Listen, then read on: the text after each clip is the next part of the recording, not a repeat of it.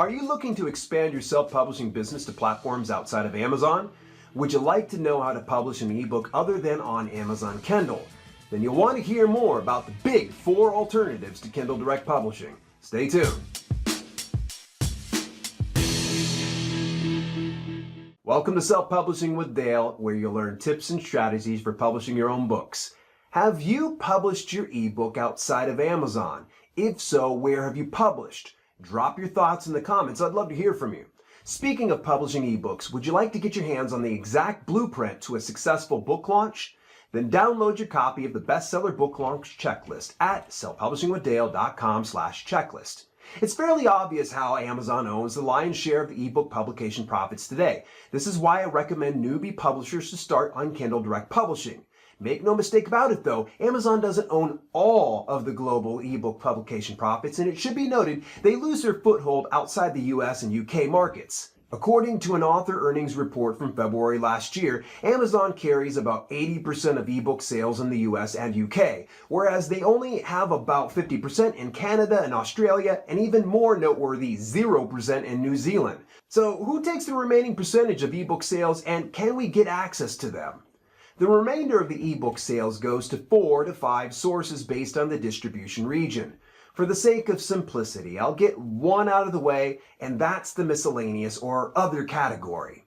These are the smaller publishing platforms who together add up to a decent share of ebook earnings. This percentage can be about 2 to 3%.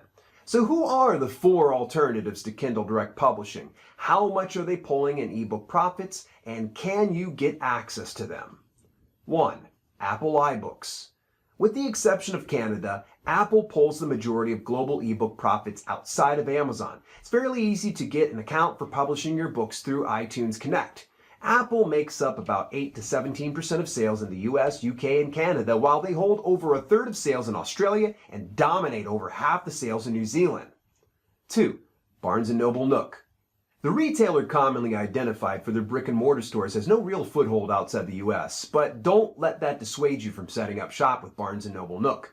They make up about 4% of the $3,177,000 in US ebook sales. To get access to Barnes & Noble Nook distribution, head over to press.barnesandnoble.com. 3. Google Play. Don't sleep on this one, since Google is one of the largest and most accessible online search engines today.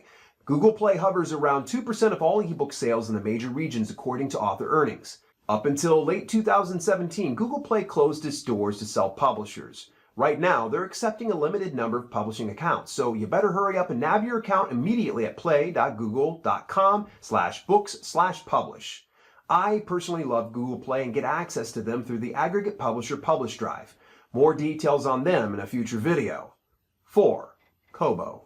Where Kobo only carries a fraction of a percent to 7% in the US, UK, and Australia markets, they carry about a third of ebook sales in Canada and New Zealand.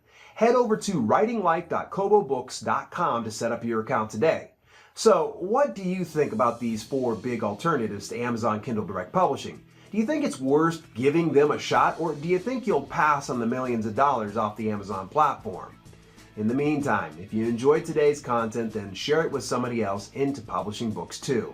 Till later, it's been Self-Publishing with Dale, and I'll see you soon.